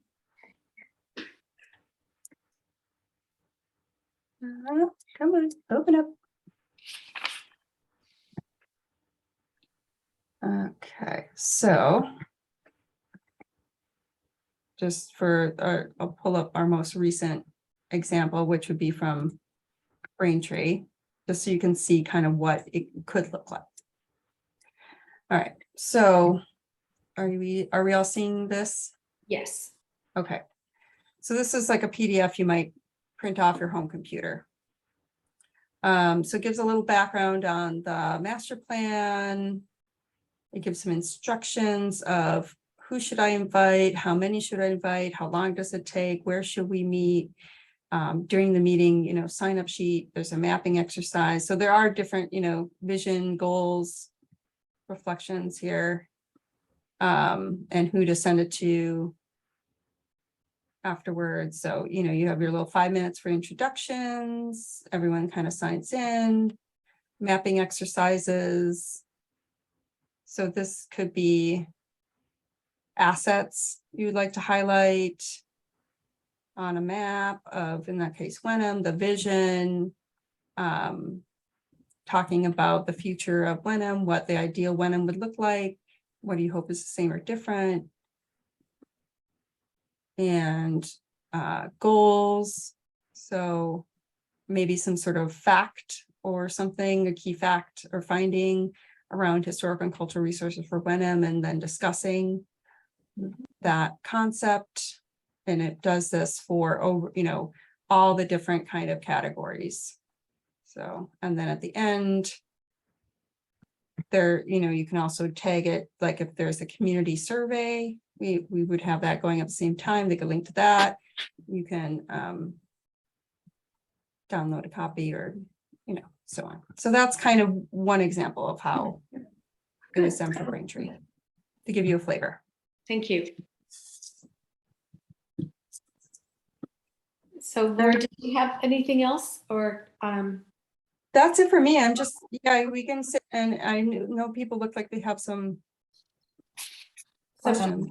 Margaret? Yeah, I just wondered, Laura, the meeting in a box, is it Mhm. possible to have those printed and ready and hand some, you know, for people to take home from the forum, or is it too soon? It's too soon. So that's a phase 2 engagement item. Yeah, so that'll come. We'll be developing those in October and ensuring that, along with all these other engagement tools that we'll be using in the late fall. So that's sort of a stay tuned item.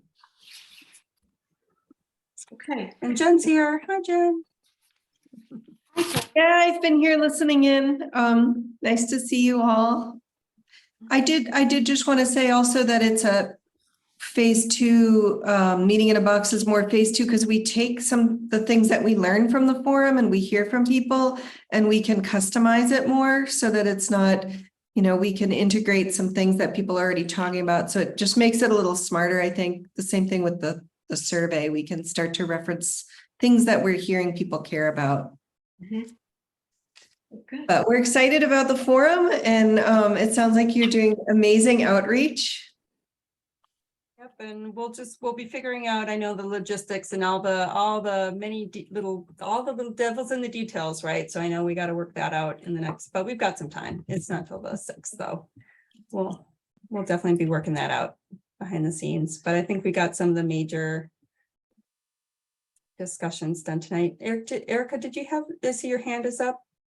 Yeah, Are I you just just- wanted to back up a page about that signboard at the fire station apron. It's not Stephen who updates that. So he's not who you want to reach out to. You maybe could try Eric Mansfield. Okay, thank you. Thanks, Erica. Okay. All right, then Laura, thank you so much for taking us through the existing conditions and giving us an overview. And the report has a lot of detail, so I hope everyone will have a chance to go through it and. Yeah, you have a few weeks, so, yeah. Good. Well, the next item on the agenda is an update on Gordon College and Pulte Homes development. Margaret, did you want to give us an update on that? Yeah, sure. So we're bringing this to the committee because a memo was sent out from the chairman of the select board, Gary, asking for the different boards and committees to make comments if they have any about what impacts this project could have on their general area of concern. I think, has everyone in this committee seen the plan? Let me see if this comes up. Can you see that? Yes. So everyone can see that. It's very preliminary. There's been nothing submitted formally to the planning board. This project, if submitted, would have to go before the planning board, and they're proposing to come under what's called our Independent Living Overlay District bylaw. It's a special permit. This is not a 40B. It is not an affordable project.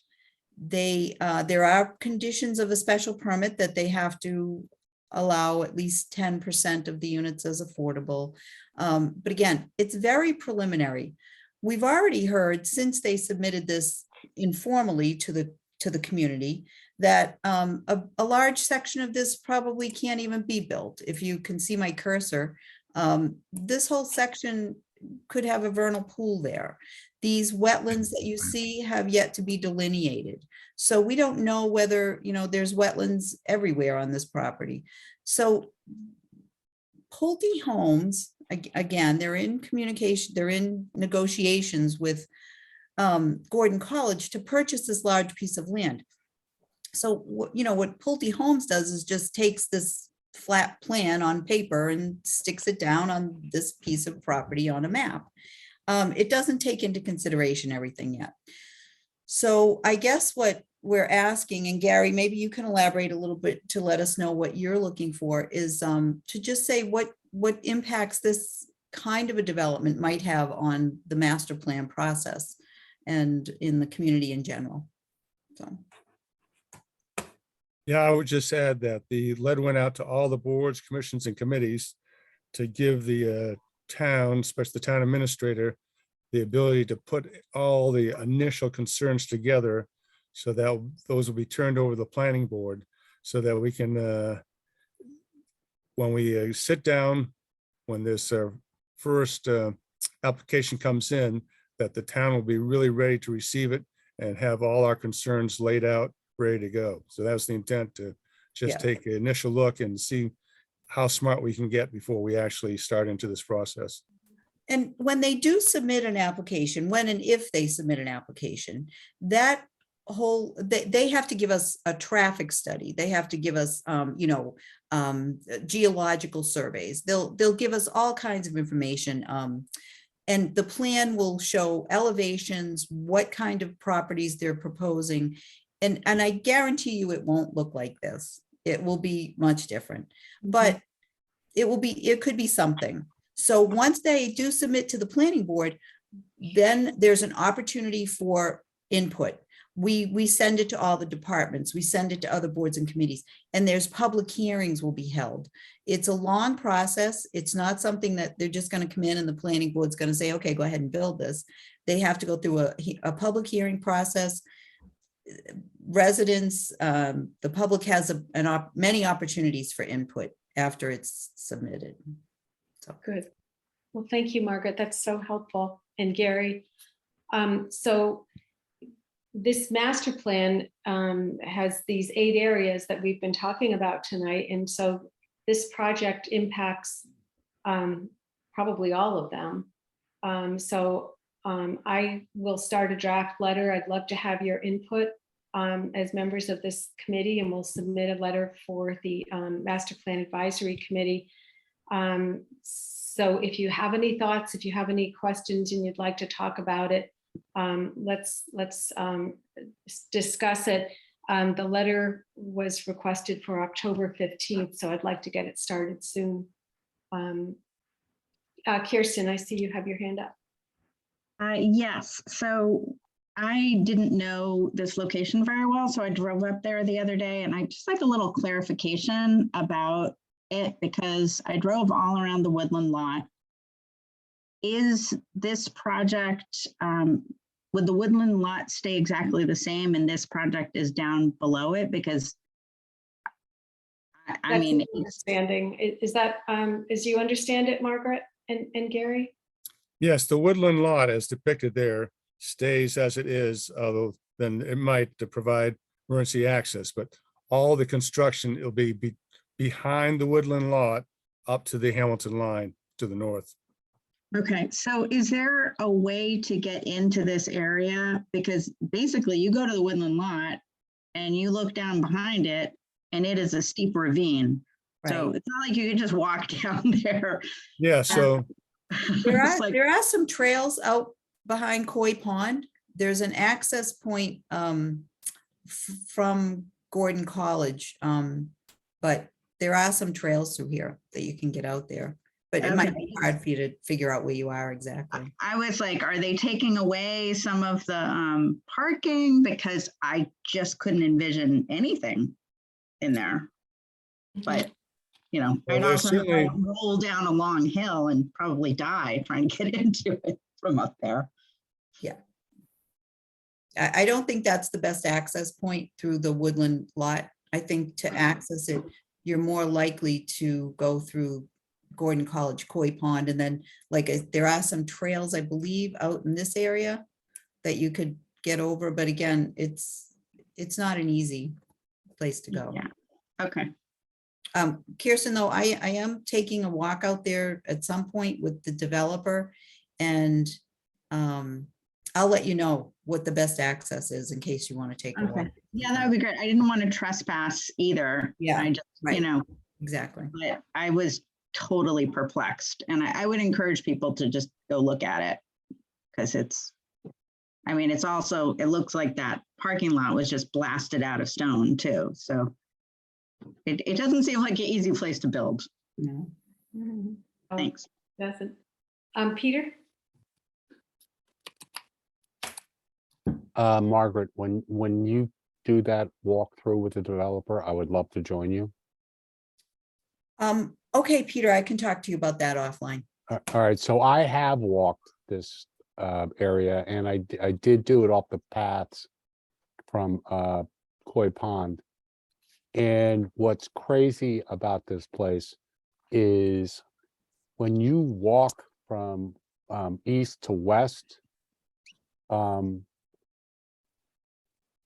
it's like the rocks just go up like 75 feet above your head. Mhm. And so if they're going to try and develop that, they're going to be doing a lot of blasting, Mhm. a lot of blasting. That said, the only houses that are nearby are in the upper left-hand corner. And I'm sure they're not going to be very happy with this development, and especially with blasting for however long it's going to take. But yeah, as Margaret says, it's not going to look like this. They've got some serious challenges, but God bless them. If we can work through all the steps to make it acceptable by all the standards that we have, you know, we'll take the money. Or we should take the money. Yeah, I understand Gordon College gets its water and its wastewater through Beverly, not through Wenham. And I can't imagine that kind of density of housing could be done any other way. Well, that's one of the challenges that they face also, is where they're getting their water and sewer from. Yeah. It's not a given that Salem Beverly Water Board will let them connect. And Yeah, in which case it's not a dead. given that Wenham has the capacity to supply the water either, or whether a septic system, if they needed to do it, could be built. So again, a lot of questions, a lot of uncertainties. Yep. It's good on paper. Not that good. Well, Right, so in thinking about how to structure this letter, I thought I would just address each of those major topics that are the 8 major building blocks of the master plan. So if you have any thoughts that you'd like to share and have input, please send me an email. That would be great. And Sue, I see you have your hand up. Hi, I have a quick comment on this process. This is going to be a challenge for us, for the master plan and the whole community to figure out how we're going to address things like this in relation, especially to the trying to be net zero by 2040. Many towns, as we know, Brookline and others have decided that they won't allow new gas or oil hookups for any new homes or buildings. So this is going to be, this is a big, long, involved question for us, and a test to see how we're going to try to think about handling this kind of development in order to kind of reach our climate goals. So that's just my parting thoughts, so you all don't sleep tonight. Okay, thank you. And any other comments about it? oh, I would just suggest, if you do have comments about it, please just send them to Joanne and not to everybody. So if you send your comments to Joanne, then Joanne can take them and draft a letter, and then she can send it out to everybody before she sends it to Gary. Okay. All right, the next item on the agenda is the meeting minutes.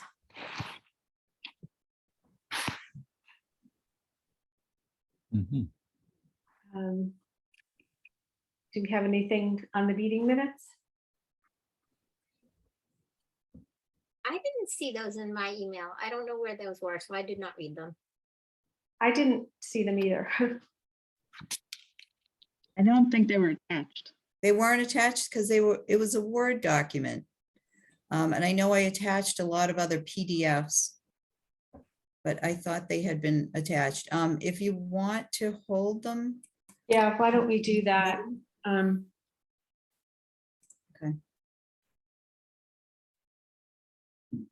Okay, so I'm just noticing this is meeting number 3, August 24th. So this meeting now is meeting number 4. And I was just thinking about one of the graphics that we saw just a few minutes ago that was talking about meeting number 6 or 7, I thought. So I just want to make sure we have the count right. All right, so let's hold off on the minutes for next time. So on the minutes, another board that I deal with, we put the minutes in Google Docs. And everybody goes in and edits them there. And then Catherine can pick up all those edits from Google Docs. Oh, Catherine has something. She wants to get in on this conversation. Good idea, Catherine. Catherine? I didn't mean to interrupt you, Margaret. Okay. I was just gonna say, Joanne, you're absolutely right on the meeting count. The first meeting you had was before the fiscal year, and it really wasn't counted as a meeting, but sometimes it was. So if you want to get that straightened out now, that would be very helpful. And yeah, if I agree with you, Margaret, if we can do the edits, that's wonderful. Yeah, so you're good with Google Docs. I'm not sure it's necessary to have the number meeting that we're having on the minutes. It's not important as long as you have the date that the meeting took place. I don't know whether having a sequential number is going to be confusing. Okay, I only It was brought it up referenced a lot. It was thought your meetings were referenced by numbers, so. Yeah, and I thought we were scheduled for a certain number of meetings with this master plan. That's why I brought it up. Oh, I'm sorry. I didn't catch that. Okay. That's okay. We can check on it and we'll know for sure. Okay, so the next meeting date then. This October 6th public forum counts as our meeting in October. So are we then thinking November? Laura, is that what you were thinking? Yeah, so we'll be presenting the existing condition report to the planning board, their scheduled meeting on November 4th. So if it were about, we've been doing roughly the early side of the month. So I would think that maybe that first week of November could be this committee's meeting, unless for scheduling reasons or otherwise you wanted to try to piggyback with the planning board. But I think the planning board probably has a number of things on their agenda besides. They'll This be meeting topic. November 10th is the plan. Yes. Yeah. Yeah. Okay. So how does the first week of November? That's fine with me. Do we want to say the 3rd? Does that work? That works for me. Just put it out there. Be bold, Laura. All right. How is this? November 3rd, 6:30? 6:30. Agreed. Okay. Gary, do we know yet whether we'll be in person by then?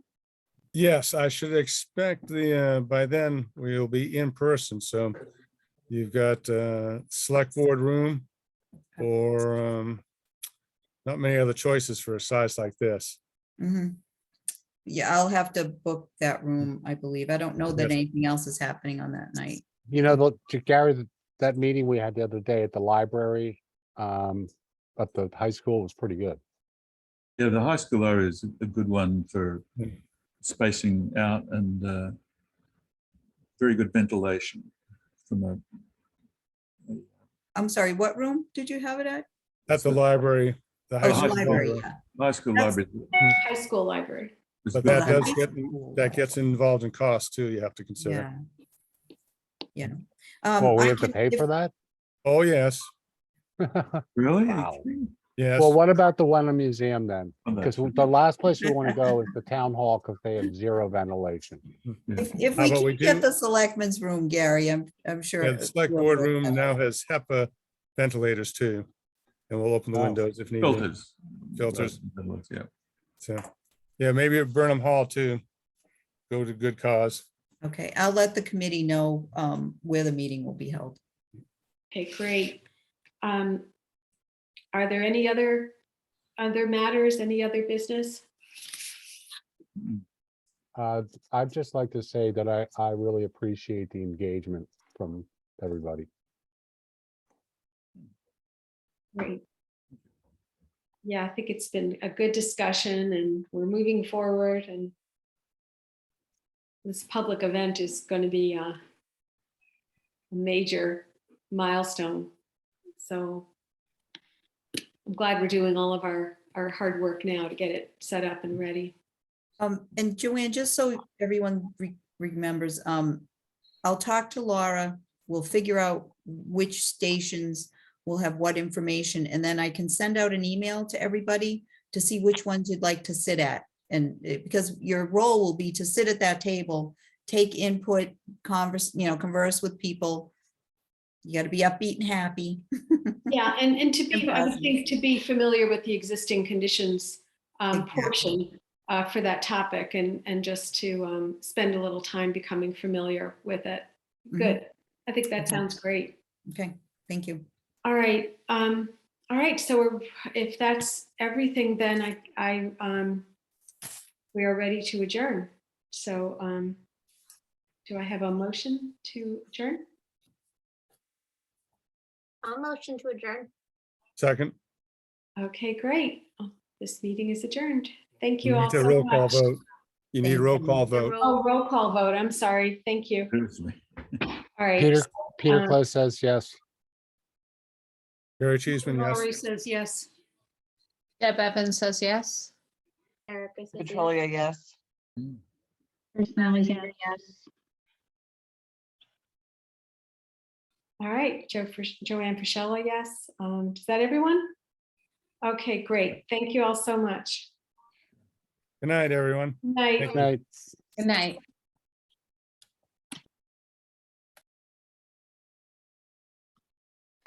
Margaret, one quick question. Because I'm not able to be at that meeting, should I remind you guys, or is it good? Like, you don't need anything. from At me, the right? October 6th meeting? Yeah, No, I no. don't have to that's do okay. anything official, right? I just told you guys. No, no, Okay. no. You don't have to do Just making anything. sure. Thank you. No. So your daughter's getting married? Yeah, well, technically she got married last year, but Yep. she's having Having the like, wedding? reception. But Great. they're up in Vermont, so it's up in Vermont. So we'll be gone for like Mhm. Wednesday through the long weekend. Great. Oh, that's great. Yeah. Well, congratulations. I Oh, hope it's a thank you. blast. Yeah, Yeah, it should be fun. I'll keep you on the email just to let Thank you you. know what's going on, but no, Yeah. don't worry about not being No, there. thank you. I just wasn't sure if I had to like officially notify some like more Yeah. formal. No, all good. Very good. Thank you very much. Have a good night. Good night.